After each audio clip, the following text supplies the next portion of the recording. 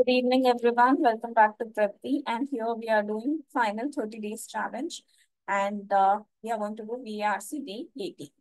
So today, in today's episode, we'll be doing CAT 2022 slot 1 passage. So without further ado, let's get started. All right. Stoicism was founded in 300 BC by Greek philosopher Zeno and survived into the Roman era until about AD 300. According to the Stoics, emotions consist of two movements. The first movement is the immediate feeling and other reactions. Example, physiological response that occur when the stimulus or event occurs. For instance, consider what could have happened if an army general accused Marcus Aurelius of treason in front of other officers. The first moment for Marcus may have been internal surprise and anger in response to this insult, accompanied perhaps by some involuntary physiological and expressive responses such as face flushing at the moment of the eyebrows. The second movement is what one does next about the emotion. Second movement behaviors occurs after thinking and are under one's control. First movement is not under your control. It is something that you react to, and second is under your control. Examples for second movements where Marcus might have included a plot to seek revenge, action signifying deference and appeasement, or perhaps proceeding as he would have proceeded whether or not this event occurred. Continuing to lead the Romans in a way that Marcus Aurelius believed best benefited them. In the Stoic view, choosing a reasoned, unemotional response as a second movement is the only appropriate response. All right, so let's get started. So Stoicism is a school of philosophy that was created around 300 BC by Zeno, that is given. It continued influence thought through the Roman period until 308. All right. So these philosophers, they believed that emotions unfold in two distinct phases, which they called movements. The first movement is instinctive. It is emotional reaction, which happens right away when we experience a particular event or stimulus. For example, Marcus, a Stoic philosopher and the Roman emperor, if he is publicly accused of a serious crime like treason by a military leader, he would firstly, immediate response would be shock or anger from the accusation that he has got, along with some physical reactions like he cannot control facial expressions, some eyebrow movement that will show his reaction. All right. Now, the second movement refers to how the person decides to act on his feelings after the initial reaction. Now, this is under his control. These actions, that they allow the individual to consciously decide on the response that they want to do. So possible responses to Marcus would involve maybe he'll seek revenge, or maybe he'll show submission to avoid further conflict, or maybe he'll simply ignore what is going on to act as he believed was right for his people. All right. According to Stoicism, the best way to respond is to stay calm and act rationally without letting emotions dictate behavior. All right. The Stoics believed that the Stoics believed that to live the good life and to be a good person, we need to free ourselves of nearly all desires, such as too much desire for money, power, or sexual gratification. All right, just give me a minute.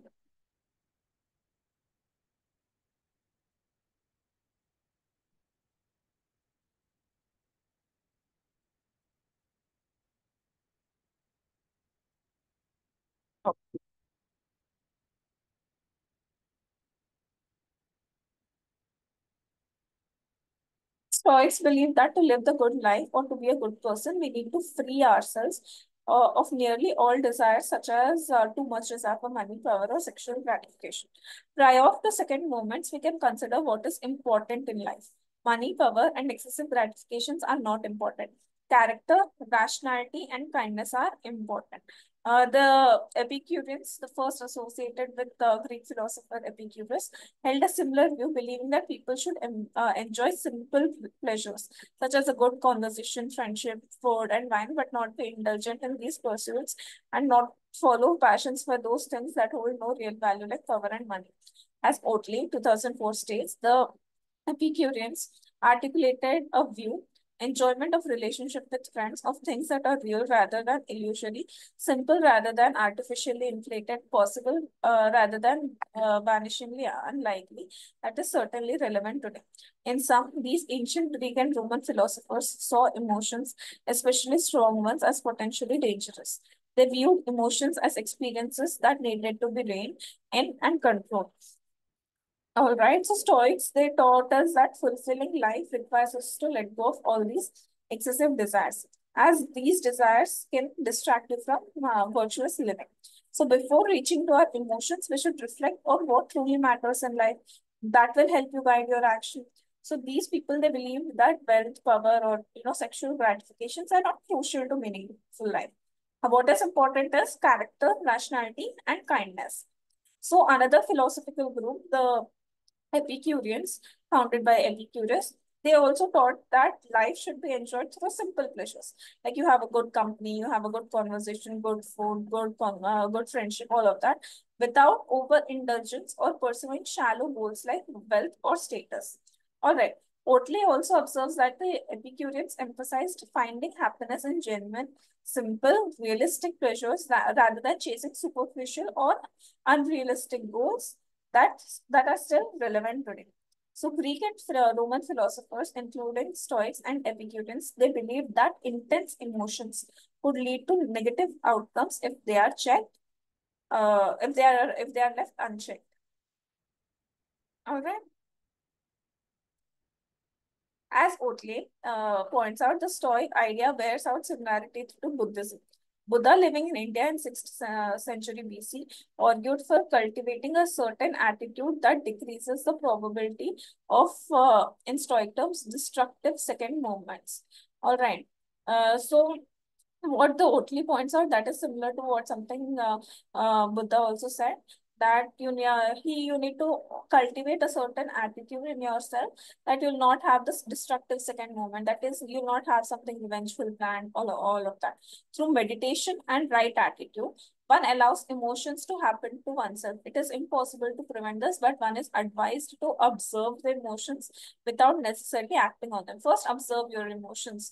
Through meditation and right attitude, you can control your emotions. All right. One achieves some distance and decides what has values and what does not have value. So you need to observe your emotions. Don't act on it instantly. When you do that, you'll achieve some distance and you'll decide what actually holds value and what does not. Additionally, the Stoic idea of developing virtue in oneself, of becoming a good person, which the Stoics believed we could do because we have touch of the divine, laid the foundation for the three monotheistic religions, Judaism, Christianity, and Islam. As with Stoicism, tenets of these religions include controlling our emotions lest we engage in sinful behavior. So, Stoic concept of self-improvement and virtuous living, which they believe were divinely inspired, influenced the moral frameworks of these three religions that are stated.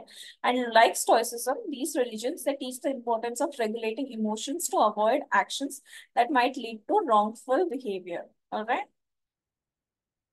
So now I hope the passage is very easy, philosophical, but very easy. So let's get started with the questions.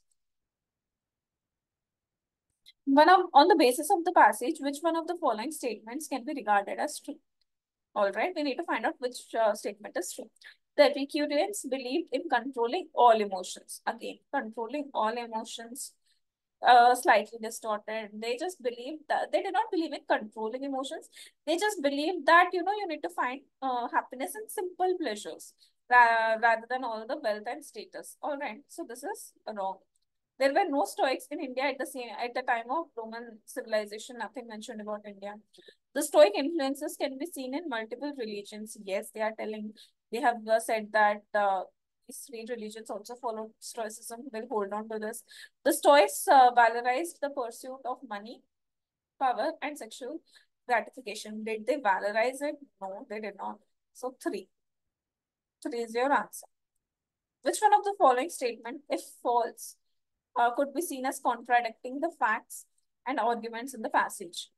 In the Epicurean view, indulging in simple pleasure is not desirable. This itself is false, Valivar, and it is contradicting the facts and arguments in the passage, because this Epicurean view says that you need to find pleasure in simple, you need to find pleasure in simple things, not wealth, status, all of that, but a good conversation, good book, food, good wine, all of that. So one itself is the answer. We may not even check other options. Fine. Which of the following statements could be an accurate inference from the example of Marcus Aurelius? Marcus Aurelius का यही बोला था कि दो movement में react करोगे, एक हो सकता है कि शॉक एंगर में तुम शॉक एंगर यू रिफ्लाई, और second movement can be you plan, तुम्हें रिवेंज लेना है या तुम्हें फॉरगिव करना है, तुम्हें इग्नोर करना है, right? So let's see. Marcus was humiliated by the accusation of treason in front of other officers. No, if wala tha. I mean, it's not an accurate inference. It's just they are telling if ye hota. So there are two types of reactions that he would have given. Was one of the leaders of the Roman army. Army ka leader hai, we don't know. He was Stoic, whose philosophy survived into the Roman era. Uh, no, he was not a Stoic. We don't have inference. We don't have really uh, knowledge on this. He plotted revenge. We don't know if he plotted. They are just trying to say that this one.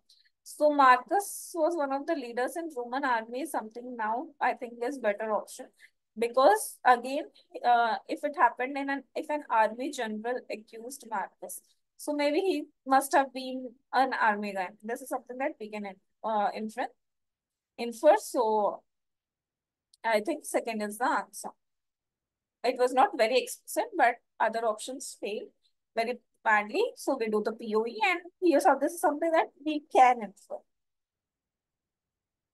Through meditation and the right attitude, one allows emotions to happen to oneself, but one is advised to observe the emotions without necessarily acting on them. All of that in the context of the passage, which one of the following is not possible implication. Meditation allows certain out-of-body experiences that permit us to gain the distance necessary to control our emotions. We do not know it allows certain out-of-body experiences. That is something we do not know. So we'll hold on to this. Emotional responses can make it difficult to distinguish valuable experiences from valueless. Yes. The observation of emotions in distant manner corresponds to the second moment referred. Yes. Uh, in this instance implies an initially passive reception of all experiences. Yes. So first is your answer. Now let's do the parajumble. Some company leaders are basing their decisions on locating offices to foster innovation and growth, as their best performing inventors suffered the greatest productivity loss when their commutes grew longer. Shorter commutes support innovation by giving employees more time in the office and greater opportunity for in-person collaboration while removing the physical strain of a long commute. This is not always the case. Remote work does not automatically lead to greater creativity and productivity, as office water cooler conversations are also very important for innovation. Some see the link between long commutes and productivity as support for work from home scenarios, as many workers have grown accustomed to their commute-free arrangements during the pandemic. Can you see that there is a link between 4 and 3? First, let us see what is the starting sentence. Second one is introducing your main idea that shorter commute supports innovation by giving employees more time in the office and greater opportunities for collaboration while removing the physical strain on the commute. First one is supporting that idea, supporting the main idea that some leaders are basing their decisions on locating officers to foster innovation and growth. Why are they doing this? Because they see a link between long commutes and productivity. So they are seeing a link, and that's why they are doing this. And then, but however, this is not always the case. Sometimes the water cooler conversations are also very important. So 2143 is your answer. All right. 2143.